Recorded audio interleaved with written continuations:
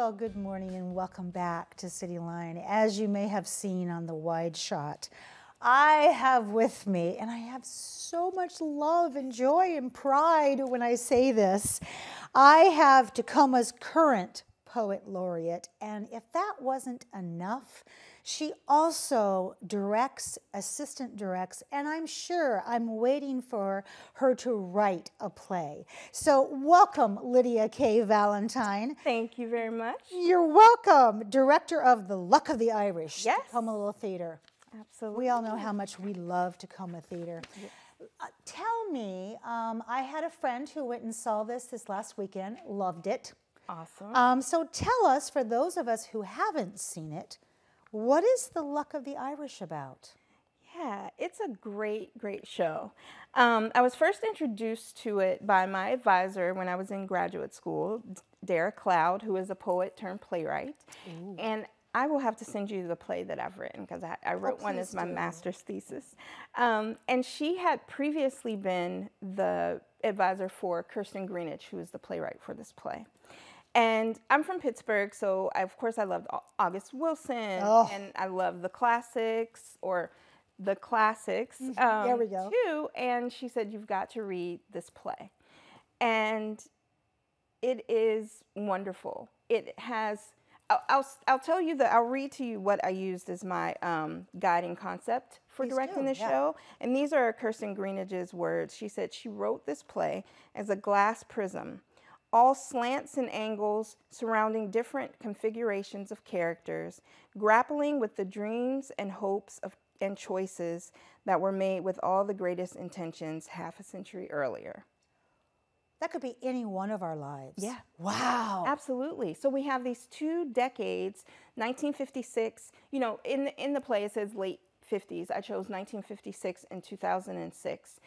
We see the grandparents, the Taylors, and in 2006 we see their granddaughters and the oldest granddaughter's family.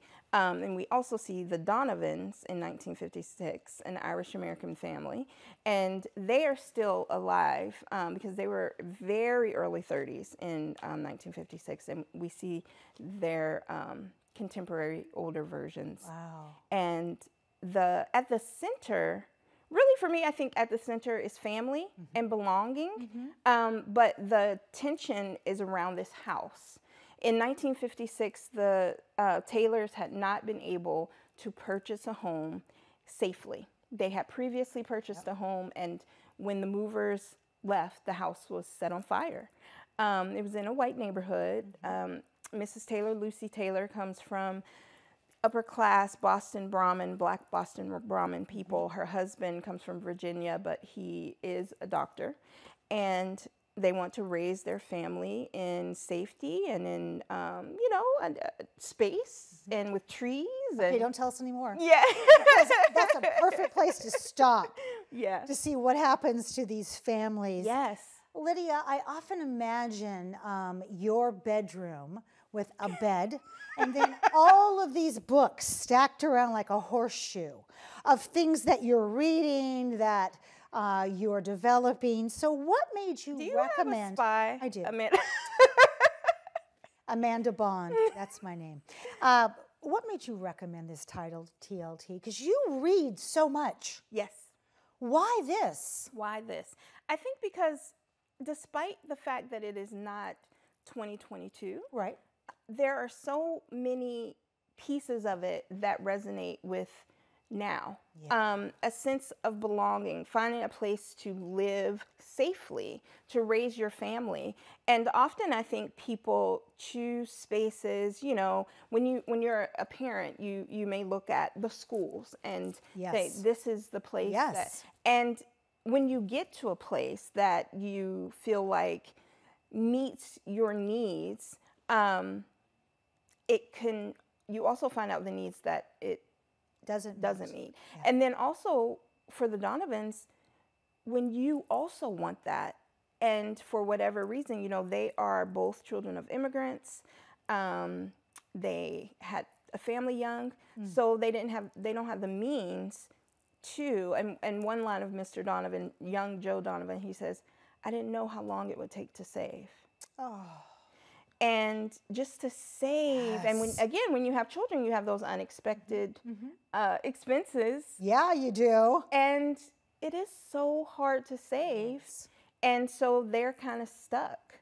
And that resonated. And that resonated with me. I think a lot of people are struggling with housing, finding affordable housing, a sense of belonging, feeling like you're safe where you are. And with all of us coming out of, you know, we're not done with COVID. COVID's not done with us. Not done with us, yeah. Right. But coming out and being more active in the outside world, and then we're seeing a lot of conflict, anger, violence, and anger. Yes, and yeah, it's like there's a side of our society that is trying to. I always think about them like a kid throwing a tantrum. Get it out, but get it out soon. Right.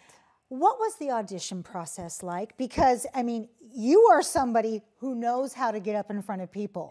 So what was it like to see people get up in front of you? Yeah, you know, I've done a lot of assistant directing and dramaturging, and actually my auditions for Luck of the Irish happened while we were in rehearsals for The Happiest Song Plays Last. Oh, okay. For which I was the assistant director and dramaturg. Okay. And so I had to split my mind a little bit and like turn that piece off because we were so much in the process, and focus in on this and thinking about what the needs were for this show. And then also I'm an introvert, I'm autistic, and I have ADHD. So I knew I wanted someone else. I mean, you always have a team with you. Right. So I took lots and lots and lots of notes, but I also had a really wonderful young gentleman who ended up stepping into the role as my assistant director, Charlie Stevens. And he was there as like I could write something down and he'd look at it, and then he had a great question for the person. Amazing. Or I would be asking questions and he's taking notes. So that was, and it was wonderful to see all the people come out. Yeah. Oh, I bet. Yeah. Advertising on social media, that's huge. But then also reaching out to other local communities. I'm a part of a theater coalition, Rise Up. We started a few years ago in response to helping the South Sound theater professionals who are of global majority or BIPOC to have our space here and to be represented here. So it was wonderful to reach out to that collective and coalition. And Jeanette Sanchez, she came out and helped with auditions. And they also gave us names of people. And Chris Surface at Tacoma Little Theatre, he gave us names of people. Okay. You are connected. Let me tell you.